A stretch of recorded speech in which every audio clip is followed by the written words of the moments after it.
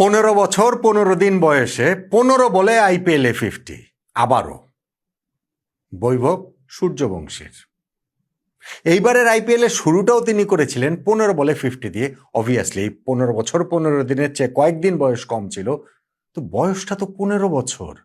15 বছর বয়সে আইপিএলে তিনি এই প্রথম 4 ম্যাচের মধ্যেই 2টা 50 করে ফেললেন, এবং সেই 2টা 50 মাত্র 15 বলে। অবশ্য এই ভদ্রলোক কিংবা এই বালক গত আইপিএল সিজনে 14 বছর বয়সে তো 35 বলেই সেঞ্চুরি করেছিলেন। আইপিএল ইতিহাসে দ্বিতীয় দ্রুততম সেঞ্চুরি ছিল সেটা। ফলে 15 বলে 50 করাটা যে খুব অবাক করা বিষয় তা নয়, বরং একটা বাজি বোধহয় আপনি সেফলি ধরতে পারেন। আমি ধরছি এইবারের আইপিএলে বৈভব সূর্যবংশী সেঞ্চুরি করবেন, এবং গতবার যে 35 বলে সেঞ্চুরি করেছিলেন তার চেয়ে কম বল খেলেই করবেন। ইনফ্যাক্ট সেটা তো আজকেই হয়ে যেতে পারত, রয়্যাল চ্যালেঞ্জার্স বেঙ্গালুরুর বিপক্ষেই হয়ে যেতে পারত। যেই ইনিংসটা তিনি খেলেছেন 26 বলে 78 রানের, বৈভব সূর্যবংশীর ইনিংসটা 300 স্ট্রাইক রেটে। শুধু সেটা নয়, এই ইনিংসে তিনি ছক্কা মেরেছেন 60টা, 6-7 42 রান, 4 মেরেছেন 8টা, 4-8 32 রান, 42 যোগ 32 74 রানই এসেছে 4 ছক্কা থেকে 78 রানের মধ্যে। কি একটা বিস্ফোরক বিধ্বংসী ইনিংস বৈভব সূর্যবংশী খেলেছেন সেটা তো বুঝতেই পারছেন, এবং সেফলি সেইটা বোধহয় বলে দেওয়া এখন যেতেই পারে। অনেক আগে থেকে অনেকে বলছেন, প্রতিদিন এই বলাটা আরো জোরদার হচ্ছে যে শচীন টেন্ডুলকারের পর বিস্ময় বালক হিসাবে সবচেয়ে বড় ক্রিকেট প্রতিভা এই বৈভব সূর্যবংশী। আরেকটা কথাও বোধহয় একটু বলে দিতে পারি আগাম।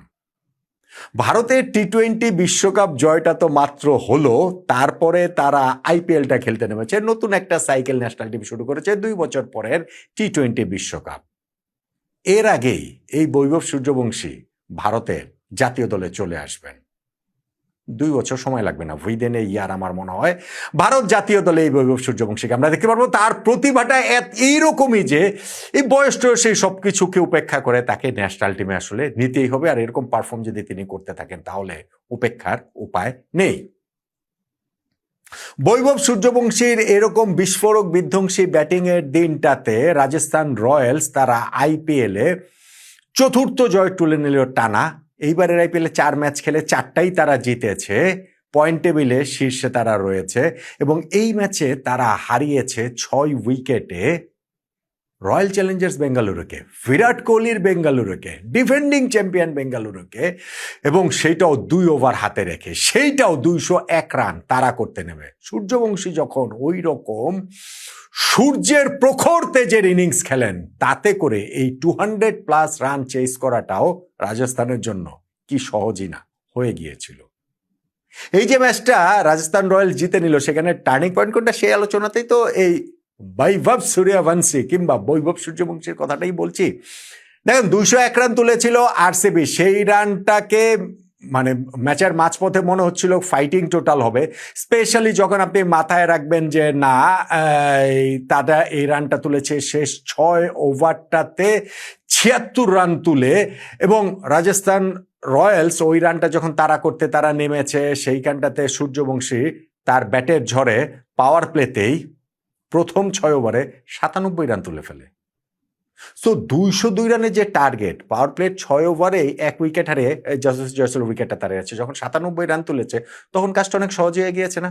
8 ওভার শেষে তাদের স্কোর ছিল 1 উইকেটে 129, মানে বাকি 12 ওভারে তাদের আর 73 রান দরকার। 8 ওভারে 129 করেছে 1 উইকেটে, বাকি 12 ওভারে 73 রান দরকার, 72 বলে 73 রান, হাতে 9 উইকেট নিয়ে দরকার। সেটা তো তাদের জন্য তখন জলবৎ তরল। হ্যাঁ, সূর্যবংশী এরপরে গিয়ে তিনি আউট হয়েছেন, কিন্তু তার আগে কি ব্লিস্টারিং একটা ইনিংস তিনি খেলেছেন।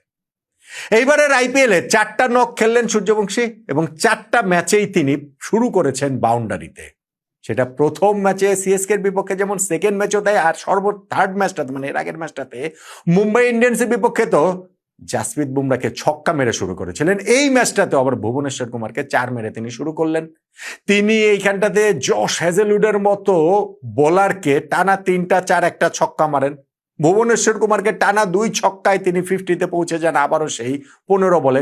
ওই 50-র ওই বলটাতেই তিনি আসলে আউট হয়ে যেতে পারতেন, কিন্তু ফিল্ডসল ক্যাচটা ধরেছিলেন, তবে বাউন্ডারির উপরে পাটা ওইখানটাতে ছিল, ফলে সেটা ছক্কা হয়ে যায়। 15 বলে তার আরও একটা 50 হয়ে যায়। এবং যেটা বললাম যে 26 বলে তার ওই ইনিংসটা 78 রানের 300 স্ট্রাইক রেটে 7টা ছক্কা ও 8টা চারে 78-এর মধ্যে 74 রানে তিনি নিয়েছেন 4 ছক্কা থেকে। ক্রুনাল পান্ডিয়ার বলটাতে তিনি বিরাট কোহলিকে লন রানের ক্যাচটা দিয়ে যখন তিনি আউট হয়ে যান, সেইটা আসলে আফসোসটাই বাড়িয়েছে যে সেঞ্চুরিটা হলো না, এবং সেইটা আমার ওই প্রেডিকশনের আরো জোর দিয়েছে যে না, সেঞ্চুরি আজকে হয়নি, হবে, এবং 35 বলের কমেই হবে।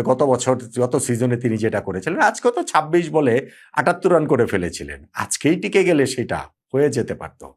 হ্যাঁ, এরপর ক্রুনাল পান্ডিয়া নেক্সট ডেলিভারিটাতে ওয়াটমোরকে আউট করেছেন, পরের ওভারটাতে রিয়ান পরাগ আউট হয়েছে, কিন্তু তাতে কি যায় আর আসে? ম্যাচটা তো রাজস্থানের জন্য খুবই সহজ হয়ে গেছিল, এবং শেষ পর্যন্ত তারা 2 ওভার হাতে রেখে 6 উইকেটে ম্যাচটা জিতে নিয়েছে, যেখানে 43 বলে অপরাজিত 81 রানের একটা ইনিংস ওই জায়গাটা থেকে খেলেছেন ধ্রুব জুরেল, আর 25 বলে 24 রান করে তারা যথার্থ সঙ্গ দিয়েছেন রবীন্দ্র জাদেজা। ম্যাচটা তারা সহজেই জিতে নিয়েছে। আরসিবি তাদের ওই ইনিংসটাতে আমি শুরুতে যেটা বলছিলাম যে শেষ 6 ওভারে 76 রান তোলার কারণেই তাদের স্কোরটা চলে গিয়েছিল 200+, এবং সেইটা ভীষণ কৃতিত্বপূর্ণ এই সেন্সে যখন আপনি মাথায় রাখবেন যে 125 রানে 14 ওভারের মধ্যে তাদের 7 উইকেট পড়ে গিয়েছিল। আরসিবি শুরুতে প্রথম বলটাতে জফরা আর্চারের আউট হয়ে গিয়েছিলেন ফিল সল্ট, কিন্তু কাউন্টার অ্যাটাক করলেন বিরাট কোহলি এবং দেবদূত পাড্ডিকাল। সেই কাউন্টার অ্যাটাকের স্থায়িত্ব বেশিক্ষণ হয় নাই, 3 ওভারে 45 রানের মতো তারা তুলেছিল। তারপরে জফরা আউট করে দিলেন পাড্ডিকালকে, আর 16 বলে 32 রান করা 7টা বাউন্ডারি মেরেছিলেন যে বিরাট কোহলি, তাকে যখন গুগলিতে বোল্ড করে দিলেন রবি বিষ্ণয়, পাওয়ার প্লেতে এই 3 উইকেট আরসিবি চলে গেল। 100 রান তোলার আগে আরো 3 উইকেট, অর্থাৎ 6 উইকেট তাদের চলে গেল। এই 6ষ্ঠ উইকেটটা আবার টিম ডেভিডের, যিনি কত ম্যাচটাতে 25 বলে 70 রানের একটা ব্লিস্টারিং নক খেলেছিলেন। 100 আগে 6 উইকেট চলে যাওয়াতে ওইখানটাতে রাজস্থান রয়্যালসের বিপক্ষে আরসিবিকে তাদের ট্যাকটিক্যাল একটা চেঞ্জ করতে হয়। ব্যাটসম্যান ভেঙ্কটেশ আয়ারকে তাদের ইম্প্যাক্ট সাব হিসেবে নামাতে হয়, যেটা একটা বোলারের জন্য স্লটটা রাখা ছিল, কিন্তু রান তো করতে হবে, এবং সেটা টু সাম এক্সটেন্ট কাজে দিয়েছে। কারণ ওই 100 আগে 6 উইকেট গেল, 125 রানের 7 উইকেট গেল। এরপরে গিয়ে যেটা আমি বলছিলাম, শেষ 6 ওভারে তারা 76 রান তুলেছে, যেখানে ভেঙ্কটেশ আয়ার কত 14 বলে 29 রান, 14-15 বলে 29 রানে তিনি নট আউট ছিলেন, আর রজত পাতিদার ওইখানে 40 বলে 63 রানের একটা ইনিংস খেলেছেন, ফলে তাদের স্কোরটা 201 রান করেছিল। কিন্তু সেটা যে যথেষ্ট না। বৈভব সূর্যবংশীর এরকম বিধ্বংসী দিনে আসলে কোনো স্কোরই যে নিরাপদ না, এই ম্যাচটাতে সেইটা আরো ভালোভাবে আরো একবার প্রমাণ হলো। ম্যাচের তাই টার্নিং পয়েন্ট বললে ভাই সূর্যবংশীর এই ইনিংস, এই বিস্ফোরক ইনিংস, তার ওই পাওয়ার প্লেতেই 97 রান তুলে ফেলা, ইনফ্যাক্ট তার এই 26 বলে 78 রানের পুরো ইনিংসটাই তো হাইলাইটস। 78 রানের মধ্যে 74 রানে যখন 4 ছক্কাতে হয়, তখন আর পুরো ইনিংসটাই তো হাইলাইটস আসলে বলতে হবে। এবং বৈভব সূর্যবংশীর এই ইনিংসটাই নিঃসন্দেহে রাজস্থান রয়্যালসের টানা 4র্থ জয়ের টার্নিং পয়েন্ট। আপনি কি একমত হবেন? আপনি কি আমার সঙ্গে একমত হবেন যে ভারতের পরে টি-20 বিশ্বকাপ সাইকেলটাতে দেখা যাবে, এবং ওই বিশ্বকাপ দলটাতে দেখা যাবে বৈভব সূর্যবংশীকে? এবং আপনি কি আমার সঙ্গে একমত বোধ হয় নিশ্চিতভাবেই হবেন যে সচিন টেন্ডুলকারের পর সবচেয়ে বড় বিস্ময় বালক ব্যাটিং প্রতিভার দিক থেকে এই বৈভব সূর্যবংশী।